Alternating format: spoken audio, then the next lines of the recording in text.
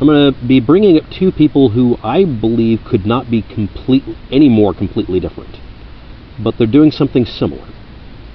And there's a tendency in the debunking community, I would like to say I'm guilty of it, because I'm assuming I have to be, but I can't find a particular example of it. So I'm sure somebody who doesn't like me will bring this up, especially somebody who's been sending me long diatribes that are, how many kbytes of typing do you have to do before you stop typing? Seriously. But anyway, here we go.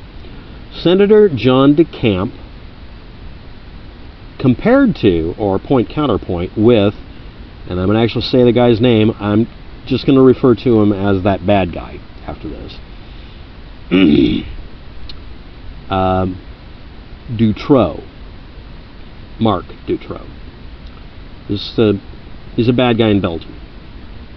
I'll probably have to use his name again just because I got to get this specific. John DeCamp's book, The Franklin Coverup, 2nd edition forward, makes an assertion that former CIA Director William Colby urged him to quit his investigations into the Franklin child abuse and write a book about his experiences instead, which doesn't make sense to me, but here we go. Did John DeCamp make that assertion while former CIA Director William Colby was still alive, or did he wait until he was dead? That's a very key component. Now, I'm not going to look it up.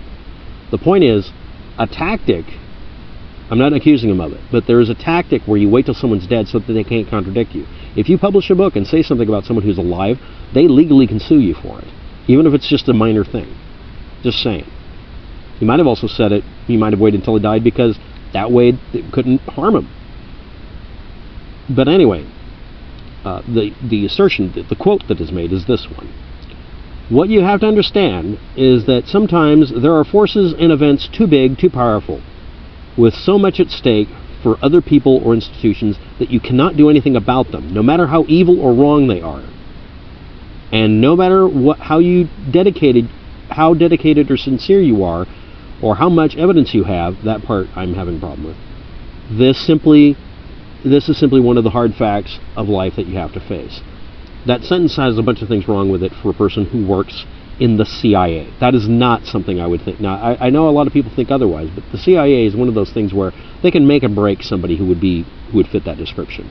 And evidence is one of those things that really, the CIA has been hit in the face with evidence like someone gets hit in the face with a fish. They can't do any damn thing about it.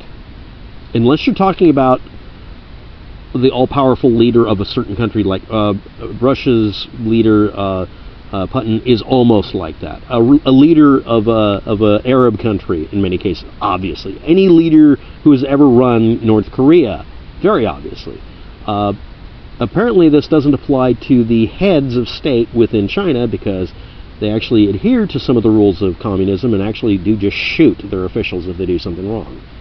And yet they still persist in doing stupid stuff. But anyway, no, I'm not kidding. They actually just shoot them. It's very bizarre. They actually do, I'm going to say something almost rational and okay about China. They actually get rid of their politicians sometimes if they're bad by killing them. I'm just happy to, tar and feather them. But anyway, the other thing that is, I'm just chucking and pasting Wikipedia stuff. Yes, you can look in the links, but the links actually lead back, oddly enough, to a specific source.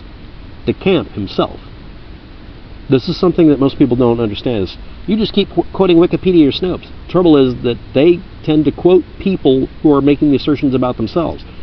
I'm not saying anything bad about the person. They said their own stuff. But anyway, here we go. He is apparently a former 1990s Militia of Montana and Constitutional Militia Movement group lawyer. He was their lawyer. Now, that could be considered all sorts of ways.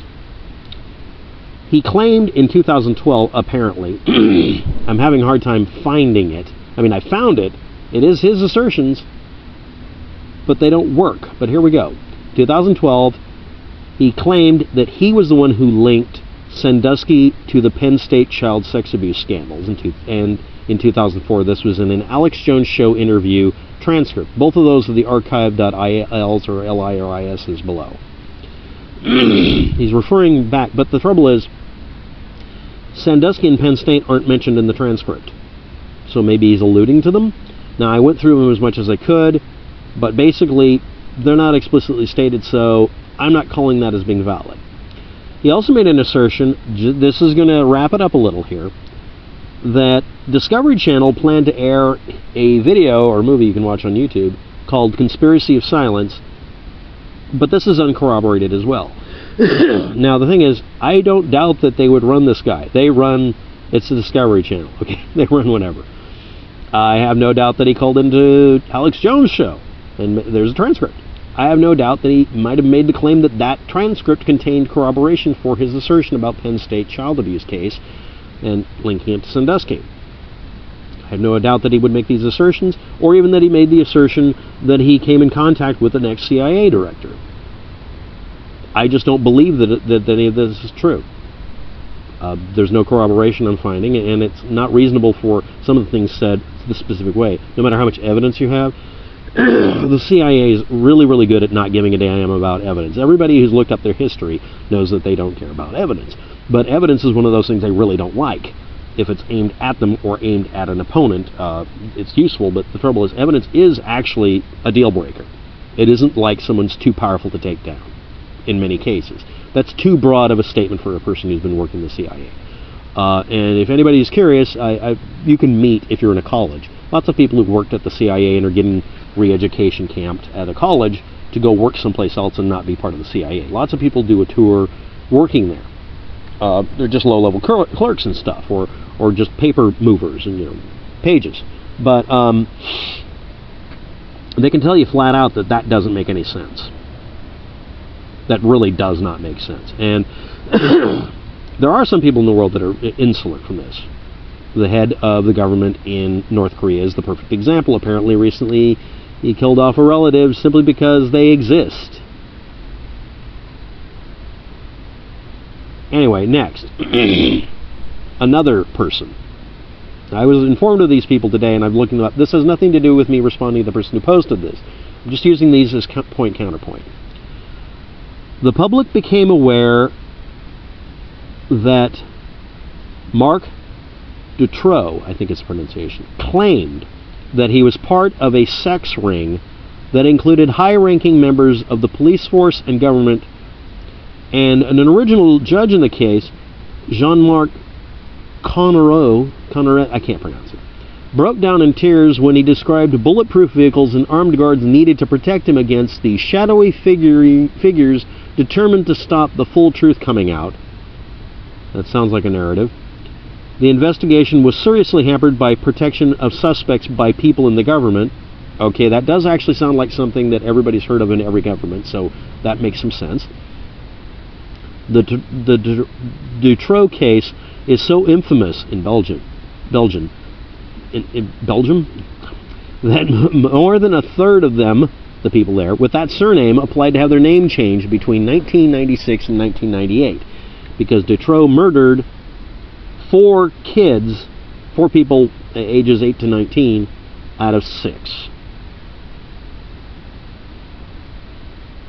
Full stop. Wait, well, okay. We have mass murderers in this country that literally have, one of them, not in the country, but from the country, has a body count of like 300 people or something in a mass murder-suicide cult thing.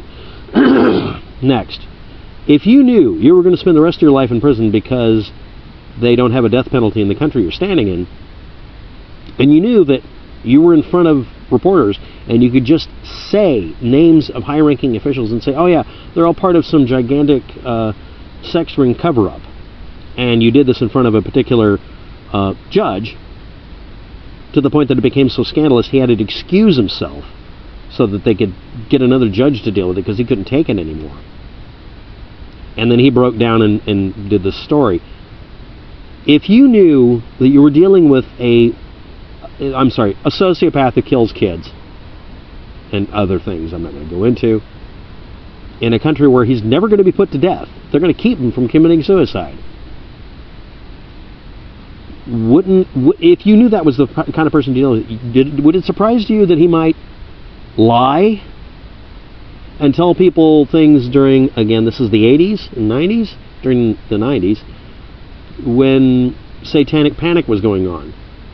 This is a trope of, let's all assume that one of the perks that comes with being rich and powerful is breaking every single law and being an immoral bastard.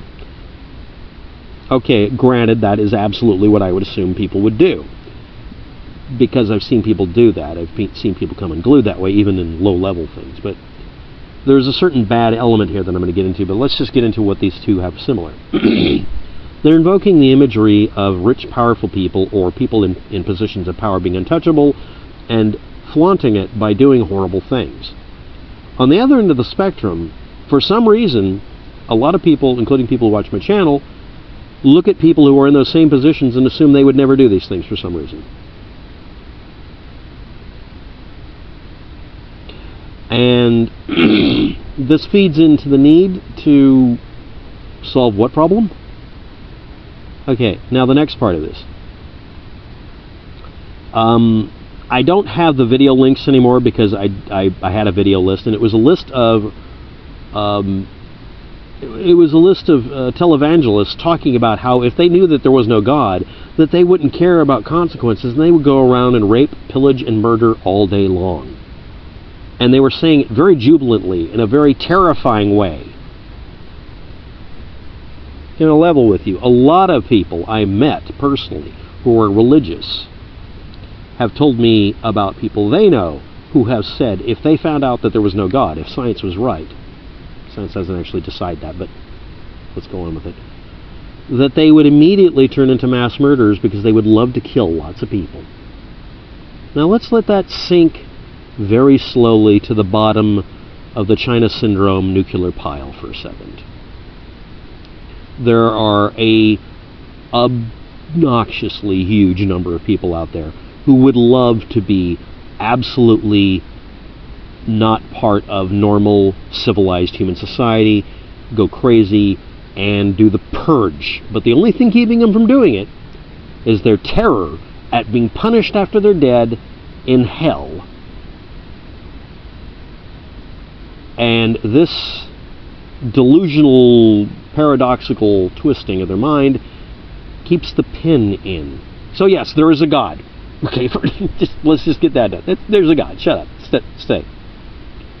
The other part of this, some people let the pin pull and they don't care. They want to watch the world burn. And then we see other people seeming to feed off of it about how they just know somewhere in the world someone's having much more fun than them because they don't believe in a God, so they're going to go off and do something bad. Okay, now let's go back to this story idea. If anybody's really curious, and I mean really curious, there's there's a butt ton of people in every government that weasels their way in, they worm their way in to see what really goes on. And some people come out and will tell you the truth and nobody wants to hear it. And other people come out and tell you all sorts of fantastic stories because it's a bunch of bureaucrats. The people who are higher up that have power in most countries are actually just the super rich who really, one person, the joke is real simple. How much money can a rich person spend in their life that's of practical value? How much, you're just going to buy the most expensive bread in the house? That kind of thing. You really find out, and I've talked to a lot of rich people because I've worked for them. They hit that funny thing where they realize being rich is really useless unless you do something useful with the money.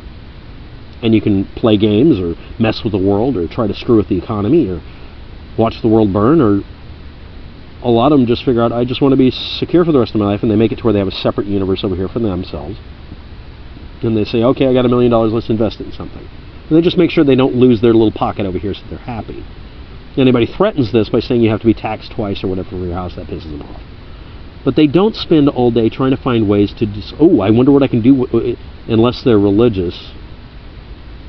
Really, they figure, I've sinned when I was 14, I'm going to burn in hell anyway, might just well have fun. I've never seen any of these things that people talk about in these tropes, except with people who have this delusion going on. The only non-religious persons I see talking about this seem to be politicians only. Maybe that's where this comes from. I don't know. Comments below. I'll let it in if it's on topic. Please give me some reference points. Thanks for watching. Have a good day. Good luck with that. And I don't know really what this is all about either.